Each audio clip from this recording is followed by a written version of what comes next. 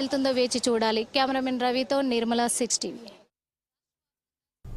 నల్గొండ జిల్లా పైలన్ కాలనీలో sub post మాస్టర్గా విధులు నిర్వహిస్తున్న రామకృష్ణ చేతివాటం ప్రదర్శించారు.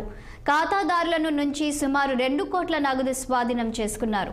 30 సంవత్సరాల నుండి కష్టపడి దాచుకున్న డబ్బులు తపాలా బ్యాంక్ సిబ్బంది దోచుకున్నాడంటూ బాధితులు పోలీసులకు ఫిర్యాదు చేశారు.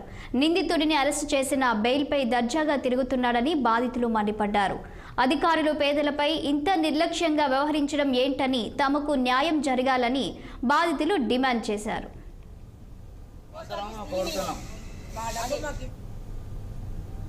ఆఫీస్ తెరవడానికి ఆఫీస్కి రాగానే పిహెచ్ఎస్ ఆఫీస్ దగ్గర బాధితులు ఈ రామకృష్ణ గారి విషయంలో ఎవరైతే బాధితులు నష్టపోయి ఉన్నారో వాళ్ళు మన పోస్ట్ ఆఫీస్ కాడో వాళ్ళు ధర్నా కార్యక్రమం కింద ఆఫీసు తెరవనివ్వనని వాళ్ళు తెలియపరచడం జరిగింది. వాళ్ళు గౌరవ చేయడం జరిగింది.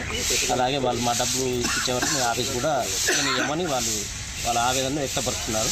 ఇటు విషయాన్ని మా పై అధికారి గారైన పోస్టల్ ఇన్స్పెక్టర్ దేవరకొండ గారికి నేను విషయాన్ని తెలియపరిచినానండి. అవి 2,50,000 రూపాయలు సేవింగ్ అకౌంట్లో ఉండే నేను వేస్తూ ఉంటే వచ్చి అడిగినప్పుడల్లా ఇస్తుంటూ తీసుకుంటుంది. మొన్న వచ్చి చూసినప్పుడు మీ దాంట్లో ఏం లేవు 10,000 రూపాయలే ఉన్నాయని చెప్పిండు.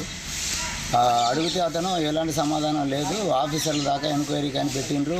వాళ్ళ దగ్గర మేము ఇంటిమేషన్ ఇస్తే వాళ్ళు వచ్చి ఎంక్వైరీ అది ఇది అని చెప్పిండ్రు. ఎంక్వైరీ చేయబట్టి ఇప్పుడు 3 నెలలు దాటిపోయింది. రేపు వస్తే ఎల్లుండి వస్తే అది ఇది అంటారు కానీ దానికి ఏ సమాధానం లేదు ఇప్పటి వరకు. బెయిల్ మీద వచ్చేసిండు ఆయన తిరుగుతుండు, మంది ఊరేగి తిరుగుతుండు. 4-5 కలిసి పని చేస్తుంది సార్. దయచేసి మా డబ్బు మాకు ఇచ్చేయాలి సార్. ఇవ్వకపోతే మాత్రం మేము యాడికైనా తయారవుతాం. మేము అసలు భయపడవు. వాడు మంచి బెయిల్ మీద తిరుగుతుండు, డబ్బులు దొబ్బినోడు. వాడి మీద ప్రభుత్వం చర్య తీసుకుంటలేదు. ఎందుకు తీసుకుంటలేరు సార్? మరి మేము ఎట్లా బతకాలి? మా పిల్లలకు, మా అమ్మకి హార్ట్ ఆపరేషన్ మనిషి ఎట్లా బతకాలి? మేము అందరికి వాడే బెయిల్ మీద మంచి తిరుగుతుండు. వాడికి ఎట్టించారు బెయిల్ ప్రభుత్వం? మేము బాధ్యత ఇక్కడ పడకాపు మేము ఉంటున్నాం. దయచేసి మాకు న్యాయం చేయాలి. న్యాయం చేయకపోతే ఇక్కడే సస్తాం మేము అందరం కూర్చొని. వాడికి ఎట్టించిన బేలు ఏ ప్రభుత్వం వచ్చింది? బేలు వాడికి ఎట్లిస్తుంది? బేలు వాడికి అడుగుడే వాడు లేకనా? మా డబ్బులు పోవాలి, వాళ్ళు బేలు మంచి తిరగాలి. మేమే కడుకుంటూ కూర్చోవాలి. ఇక్కడ తిండి తింటే నూకలు కూడా మాకు తెలుసా? 30 సంవత్సరాల అకౌంట్ నాది. నిన్నమన్న అకౌంట్ కాదు, 30 సంవత్సరాల అకౌంట్. మా ఆయన ఉన్నప్పటి నుంచి అకౌంట్. మా ఆయన చనిపోయి కూడా 20 సంవత్సరాలు అయింది. మా ఆయన ఉన్నప్పుడు బంగారం బాగానే బతికినాం. ఇప్పుడు ఇళ్లలో పాసి పని చేసుకొని రూపాయికి రూపాయి అక్కడ పెట్టుకున్న తర్వాత కూడా ఈ బాధలు ఈ కష్టాలు తప్పట్లా మాకు.